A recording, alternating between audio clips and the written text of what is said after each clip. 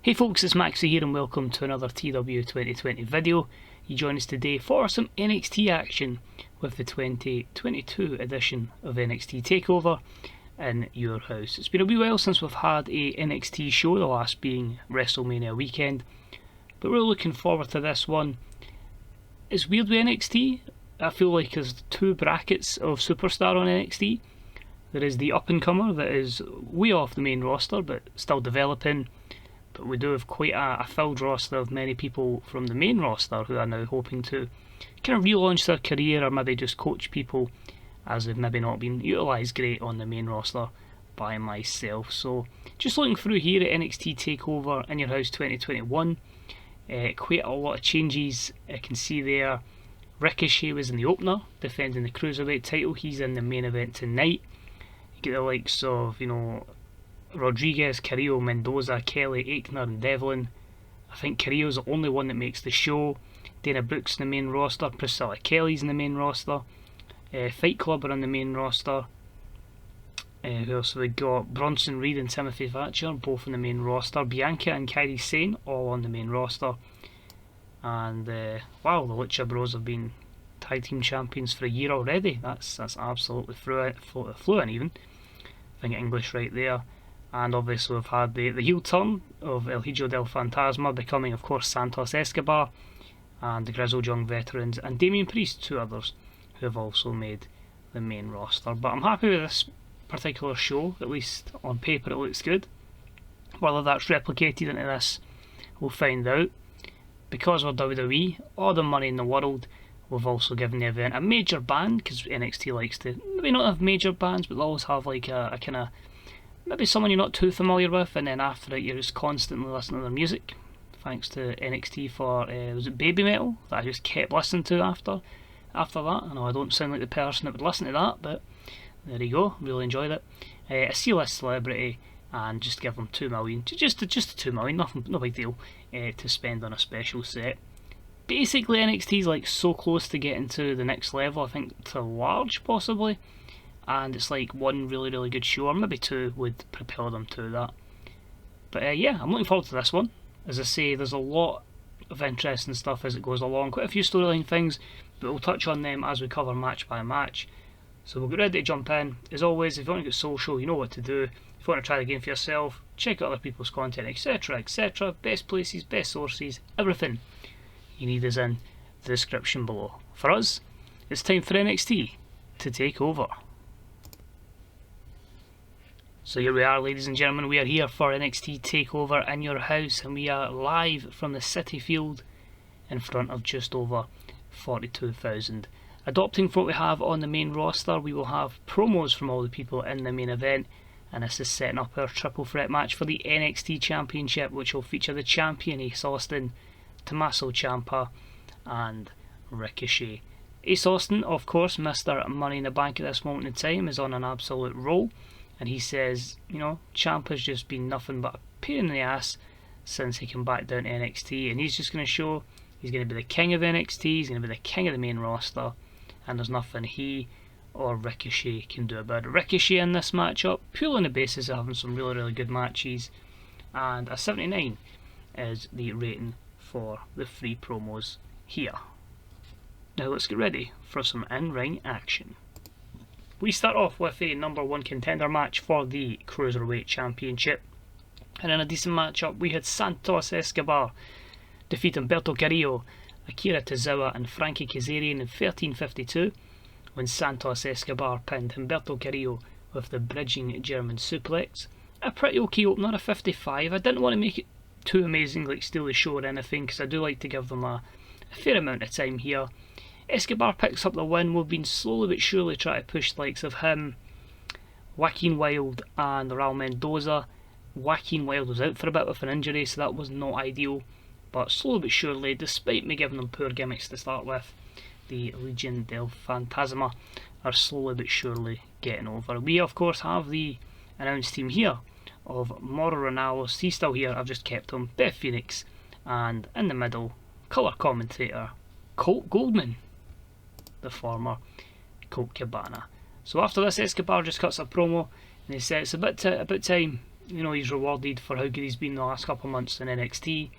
The only thing that's evaded him has been the NXT Cruiserweight Championship. He knows there's a match up tonight for that belt, and the winner of that match will have a target in their back for Santos Escobar to take down. So a 47 for that. We then moved on to a late addition to the show, and it was a decent matchup that saw Brendan Vink defeat Jonathan Gresham in 9:23 with the lunch cutter. This was a 67. Gresham was off his game. I'd love to say there was a massive story behind this one, but despite how talented he is phenomenal. I'm purely using Jonathan Gresham to put people over. He's got all the skills in the world, great psychology, etc. I need him to be sharing that to other workers. And somebody like Brendan Vink, 32, was obviously on the main roster at the start of the save. The Aussie Alliance didn't particularly take off, but he's starting to get some overness, and he's really getting close to a major program within NXT. And of course, after that, a call up to the main roster, and a good performance there with the 66 rating in this 67 rated match. We then have Elias, and he says, "Welcome to this concert with Elias. It's good to be back in NXT where I made my name, and it's time for me to, you know, get my career back on track." He was pretty much jobbed out a lot on the main roster, so he's a good wee winning run on NXT, and he has got his work cut out tonight as he will take on, I believe, the Samoan submission machine, Samoa Joe. So a 48 rating for the promo. And the match itself did not go the way of Elias. It had good heat and decent wrestling. Samoa Joe defeats Elias in 16:08 with a Kikuina clutch. 59 is the rating. Unfortunately, Samoa Joe is suffering from a physical decline, which means a long match up for him is no longer on the cards. So we'll need to start shortening those matches. And I think if that's the case as well, we'll probably, after this, maybe seek to have him in the losing column a wee bit often, despite the fact he is a complete badass. But it happens in the game, you kind of need to deal with it, so we'll accept that. But a good win for Joe, and Elias back to the drawing board as we need to change up that character. We then had a fatal 4-way match for the #1 contendership for the North American Championship. It must be said, these #1 contenders matches don't need to take place on takeovers, they could take place on NXT, so you may have a new champion the next time, you know, we come on to an event, which of course would be SummerSlam weekend, just to make that clear. With the bout that had great heat and decent wrestling, and we had Jungle Boy defeat Jay Lethal, Babatunde and King Corbin in 16:12 when Jungle Boy pinned Jay Lethal. A 61 rated matchup there, so very good. Honestly, the reason for this matchup is Jay Lethal's offered to put Jungle Boy over, and I need to utilise that promise pretty quickly. And both of them are baby faces, so this was the best and effective way to have it. Corbin's been on a good run of victories, so deserved to be here. Babatunde, as we know, has been in an absolute destroying everything in front of him. But I feel like here, Jungle Boy gets the win, it makes him look good, and if MD starts into these two, he's always got big Michael Wardlow in his corner to protect them. Then we have a promo from the NXT North American champion Sammy Callahan, his manager Jimmy Jacobs, and the Spitfire Warriors Casey Catanzaro and Caden Carter, of course formerly known as the Trinity, our stable here. Sammy Callahan just laughs and says, "Look at the size of Jungle Boy. Once I dispose of my opponent tonight, I'll dispose of him as well." So let's see, 56. I hope I've actually booked Sammy Callahan. This is a problem when you book the matches and the shows and then take a while to actually record it, so I hope I've done that. And of course, it was a non-title match. Aye, it was a 6-person. So what basically I'm going to do is, Sammy Callahan is in a match up tonight, I should have said, and yeah, just making sure he's going to beat the person here, and then he's going to beat Jungle Boy, that was it. So this one, the build for this one is clear and obvious. I'm wanting to start pushing Toni Storm. I had this wee idea just before she came back to television. I was continually jobbing out Ember Moon, purely on the basis of I thought she was done, I thought she was retired, and we weren't seeing her again IRL. The fact that we are, and she seems to be fine in real life, means we are going full on push with Ember Moon as well. So it made perfect sense here. They team up with Chad Gable, they take on the Trinity, and a decent matchup with the team of Gable, Moon and Storm winning in 18:23 with Toni Storm pinning Casey Catanzaro with a strong 0. So a 70 matchup's very good. You hope some of the overness can, you know, go on to the women athletes here to help push them. Casey and Caden still need a good bit of time in NXT, which is why, even though they're tag champs, they'll probably be here for an extended period. Ember and Toni are probably about 20 over, away from where I'd want them in the main roster, but I would like them still to have good feuds in the women's title feud here, because I don't want everybody just to go to one title run and then boom, main roster. I do need people in the main roster, predominantly thankfully males at this moment in time. The women's rosters on both sides is stacked, but there will be a time some of them are going to have to go forward and I need them to be prepared. But good to see that they get the crowd hotter. Very good performance. I need to state this, by the way, from Casey, Cat and Zaro at 64 is very impressive. You can see there Toni and Ember and Caden, a wee bit off, but overall really happy with that mixed tag. I'm going to start doing them more often. It worked in TEW2016 where having 2 men and a woman in the main event as a 6th person really helped the overness share onto the women athletes. So if we can do that here, I want to try and not just a 100 rated match, I want a 100 rated women's match if we can in this particular save. So if we can give them every opportunity to do that, I'll be delighted with that. But it's going to take a long time, and we'll be here for it. So a good one there for the baby faces: Chad Gable, Ember Moon, and Toni Storm.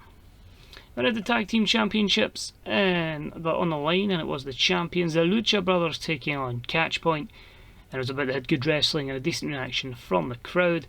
The Lucha Bros defeated Catchpoint in 13:54 when Phoenix pinned Drew Gulak with the Meteora.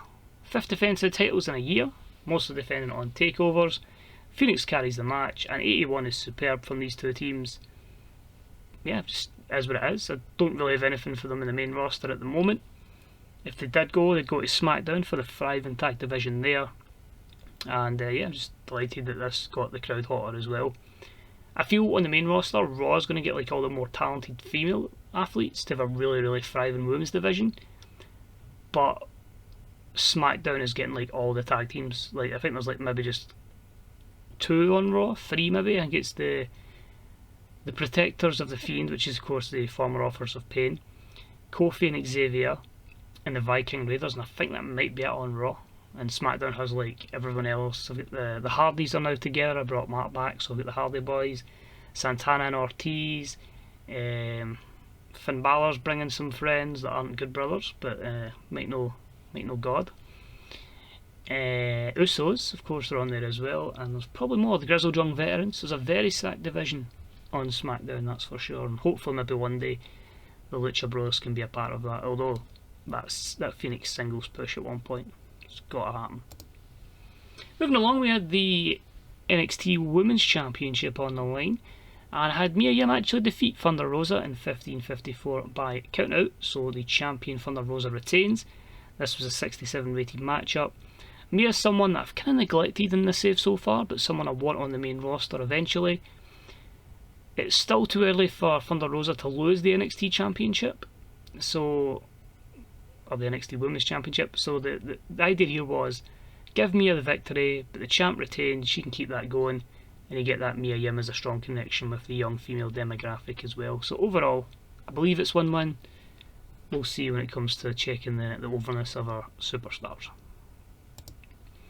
After the matchup, Thunder Rosa starts attacking Mia Yim, and we have Toni Storm come in and chase Thunder Rosa off, saving Mia from a serious beating. I want to get Toni Storm pushed, I want to get her involved, I want to get her in the title picture, I want her on the main roster eventually. Got to start somewhere so that I can kind of bring more women into this kind of feud as we try and bring this next generation of NXT Women's Superstar through. That leads us to the NXT Championship match for the Cruiserweight title, and another returnee to the gold and, is it gold, yellow and black brand? We're going with gold and black? We'll go in gold and black.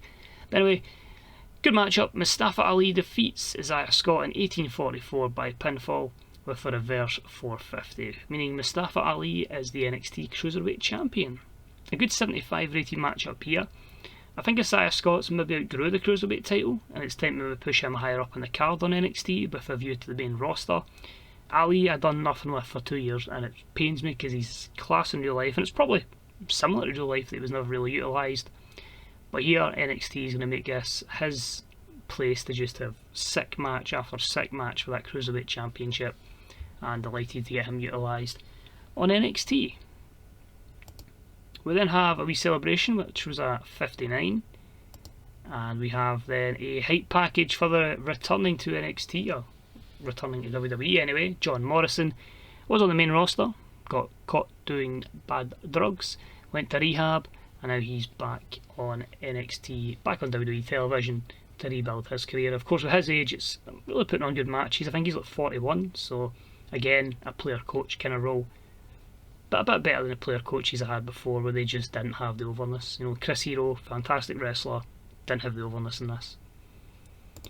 He takes on Zack Sabre Jr. and he picks up a win with great wrestling and good heat. John Morrison defeats Zack Sabre Jr. in 1742 with Starship Pain. A 78 match overall, great chemistry between them. You're wondering why they have Morrison over Sabre Jr. Sabre Jr. is going to be the one you push, correct, but adding a bit of like realism to it. If you've brought someone back, you're not going to have them losing the first night. Gives Morrison the victory, gets him some momentum, and Sabre Jr. will be in NXT for a wee while until I find the right bit for him on the main roster. Is he ready?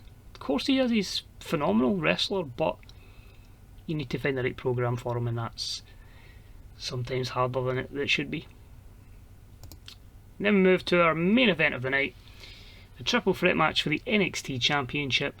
An exceptional matchup. Tomasso Ciampa defeated Ricochet and Ace Austin in 27:46 when Tomasso Ciampa pinned Ricochet with Project Ciampa. This means that Tomasso Ciampa wins the NXT title. A 84 rated matchup, 74 for Ciampa, an 82 for Ricochet and an 86 for Ace Austin.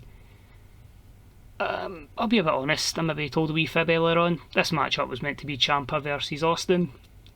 I didn't want Ace Austin picking up any losses before he went to the main roster. I had to take the title off him, so Ricochet was inserted in this to take the fall. As simple as that. Ciampa is going to be the man that can lead the brand forward again. He's just far better in NXT than I was using him on the main roster, and I think he can obviously talk a good game. And Ace Austin, Mr. Money in the Bag, he's clearly going to the main roster. I couldn't make that more obvious. He's been asking in the emails, can he go to the main roster? So as of next week, he will be a superstar on either Raw or SmackDown, yet to be confirmed. So 84 overall is really, really good. And we will finish the show with Ciampa celebrating, which was just a 67, and then a temper tantrum from Ace Austin. But hopefully, this really helps the show as well, because we obviously go 90% of our best angle, and he just nailed an 87 there. So an 87 and an 84 is our best match. We could be looking at close to a 90 with the boost we've got. So let's find out, how do we do with NXT Takeover in your house? Also an 87. I was hoping we could have pushed it a bit higher, but maybe we needed a bit more from WWE if we could have got it. It wouldn't let us add any more. I'd have maybe put a bigger celebrity, but that was all our size was limited as to. But yeah, I'm quite happy with it. As I say, you can clearly see there's no too many coming through that are through the system. Maybe Catanzaro and Carter. A lot are basically people looking to relaunch their career, and yeah. That's something. There is a lot of them in NXT. I basically run NXT, as you know, so there's a lot that, well, I've got like 100 people in the roster just in NXT, so a lot of people don't make takeovers. There's NXT UK, and I've also got the NXT rookie class, which is basically like your Simone Jacksons, your people that don't really have any overness or any talent at the moment. Not they're not talented, but they need to develop skills in game, and that helps them get there. So overall, 87 is good. 57 regions have increased their popularity. I want to see if that is enough to get us to the next level, because it's a strong show, but even if you're just 1 point off, it can take a few shows to get that point. So without further ado, we'll have an idea if that was good enough. If you think these processing times are bad, the save I'm trying to get to 2070. By God, the processing for that is tedious. It's really long. But I'm determined to get that 50-year achievement, and it is what it is. We'll just jump to NXT because that's where we need to go. Really struck gold with the show, which is good to see. Andrade's back, which is good to see. He's fully fit again. Io Shirai's fully fit. We didn't gain size, that's for sure. And we've got Brutus Beefcake, and Virgil has also left the business.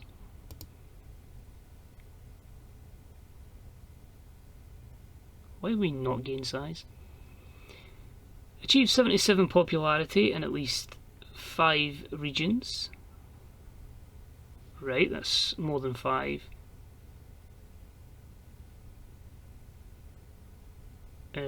Which must include your home region of the Southeast. Yep. And either the Great Lakes. Yep. Oh, is that a bug? We are 78 over, and that's just America, so we should be big, but oh, that is why.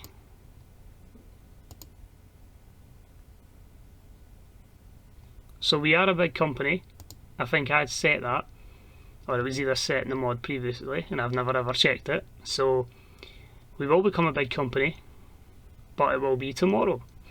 So we're definitely going to do it. That's fine. I wonder they look. I thought it was a bug, but no, that's just me just not checking the maximum size. So I'm happy with that. We'll go to big, and any further than that, well, you never know. Well, we would need to work big on Oceania to get to the next level. So obviously need to get that in certain countries. So well, I'm just going to take no limit. Let's NXT grow as big as it wants to grow. But yeah, happy with that. So just a wee quick look here, as you can see here, that's how big the roster is. So there's a lot of people in there. MJF was meant to debut and win the title. MJF has a brain tumour in game. I don't know how I missed it when I signed him. I don't know why that kind of injury's in this, but it is what it is. And he was actually going to take the title from Ace Austin until I realised that. So not ideal. A few people look at 60 overness for Zack Sabre Jr. We have Tucker down here as well now. Ciampa's broke the cap he was on, but he's now at about a 72 and a 71. Thunder Rosa's, whoa, she's lost a good wee bit there. Down to the high 40s. Who else we got in here that's going to be a player in the future? Santos Escobar, 45 over. Age is not on his side. Ricochet down at the 60s again. Mustafa Ali by good wins up to 61, which is good for him. Who else have we got here? If we scroll up the way, I probably miss a few people. Casey Catanzaro, just high 40s. John Morrison with that win is up to the plus 60s. Jungle Boy, plus 60s as well. So they're all in the cusp of the main event of NXT. I try and make 70 over as the main event. Other one I wanted to check, it was Mia Yim, and she's still got that chilly momentum, and she's still 30 over. So I think she may have gained, but yeah, it's been tough for her trying to get her over because I jobbed her out a lot, if I'm being honest, and it's been difficult for her to get back to that. You can see they're barely getting used, and then overall she's only had 13 wins and 14 losses in 2 years of the save, because we started in June 2020 IRL and in game, and we're quite a bit off that. Others to look at is Isiah Scott. If I can see him, 55, so I think he did take a bit of a plunge. Yep, down 2. That's not too bad. I thought it was going to be a lot worse. He's more over in some places, that's for sure. And last but not least, I just want to check the main man, even though he lost, gains overness in defeat. This man is just incredible. Look at that for a push, especially in the last couple of months, man. He is in the Mid-South, 90 over. He has nearly doubled in overness in the space of a year from June to June. That run from August there, especially, I'd even say July, because there's that big jump there. Pretty solid there. And then, since winning the championship, being pushed solidly, winning Money in the Bank, he's pretty much ready to go on the main roster, which is absolutely crazy. But there you go. We'll see him in the main roster shortly, and he's only 25 years of age. Not bad. But anyway, long video, nearly 25 minutes. We've battled on, we've taken a look at NXT, and we'll be back in the next episode, which will be a WWE pay-per-view. Let's not click on that one, let's actually click on that one, and that is to confirm that upcoming in our next video will be Stomping Grounds from, it should be the Raw branded show. Yep, so Raw will have Stomping Grounds, and after that we will be with the SmackDown brand for Backlash. So cheers for watching, thanks very much, stay safe, and hopefully I'll see you next time for some more TW 2020 action. Bye bye.